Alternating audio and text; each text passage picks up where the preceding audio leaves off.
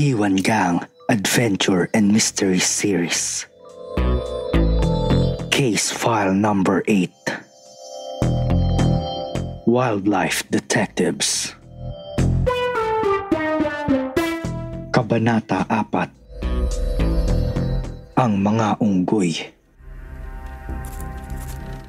Dilat na dilat ang mga mata ni Kiko nang marinig ang balita ni Kabo.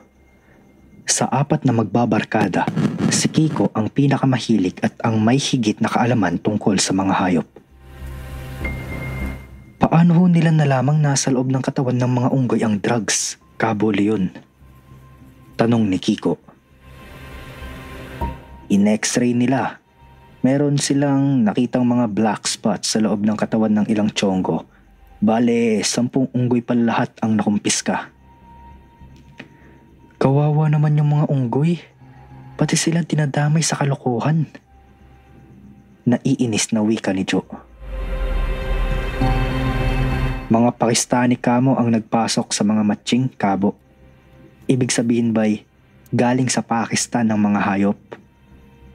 Tanong ni Mang Mike na huminto sa pagkain. Oo sir, kaya lang hindi ron nagmula. Nang itrace ng customs ang ruta ng kargamento, sa Nigeria raw nag-originate ang mga tiyonggo. Pagkatapos ay dinala sa Pakistan at ngayon ngay dito na sa atin. Sagot ng pulis. Nag-stop over lang ba ang karga rito? Tanong uli ng mamahayag. Hindi sir.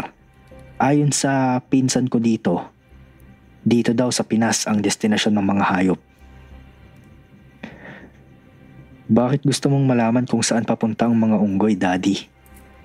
Singit ni Gino. Madalas kasing ginagawang transshipment point ang epektos dito sa Pilipinas papunta sa ibang bansa. Pero sa kasong ito, mukhang narito rin sa atin sa bansang mismong ito ang bayar ng mga iyon. Ani ni Mang Mike sa panganay na anak. Ano raw ho ang sabi ng mga Pakistani na gagawin nila sa mga unggoy?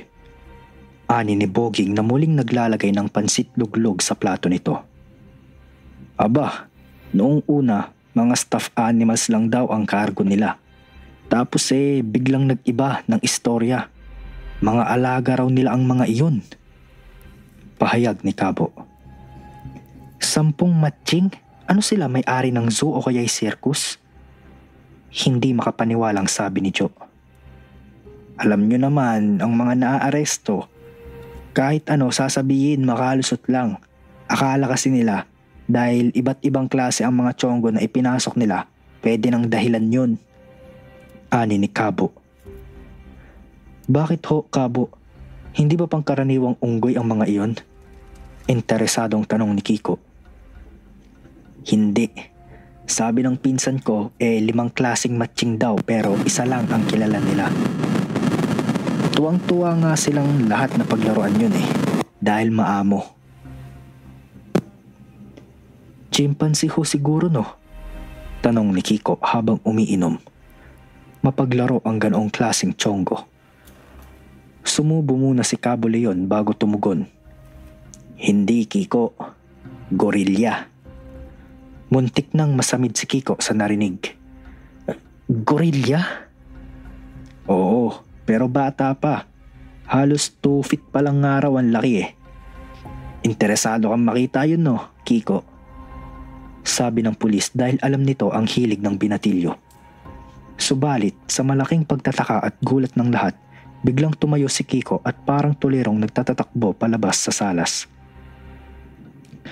May nasabi ba akong masama? Nag-aalalang baling ni Cabo Leon sa mga kaharap sa mesa. Wala ho. Paniniyak ni Gino, ngunit bakas din ang labis na pagtataka sa mukha nito. Susundan na sana ni Gino ang kaibigan nang humahangos na bumalik sa komedor si Kiko. May dala itong nakabuklat na libro. Mang Mike, hindi ho drugs ang ipinapasok nila. Halos magkandautal sa kasabikang sabi ni Gino. Sandali, Kiko. Mahinahong sagot ng lalaki. Dahan-dahan, Huminga ka muna ng malalim bago ka magpatuloy. Oh, ngayon, ano bang gusto mong sabihin? Wala akong drugs sa loob ng mga unggoy. Hindi ho droga ang inismagel ng mga Pakistani. Ulit ni Kiko. Takang nagkatinginan ng lahat. Iniisip kung paano nalaman ni Kiko ang pinagsasabi niya. Nakakahalata ang binatilyo. Nagpaliwanag siya. Kinuha ko sa bag ko tong libro kaya ako nagtatatakbo sa salas. Tungkol po sa endangered species to. At ayon ho rito, ang gorilya ay kasama sa listahan ng mga hayop na nanganganib na maging extinct. Iniharap ni Kiko sa mga kausap ang nakabukang aklat na may larawan ng mga gorilya. Bakit mo nasabing walang drugs sa loob ng mga matching, Kiko? Nagtatakang tanong pa rin ni Cabo Leon.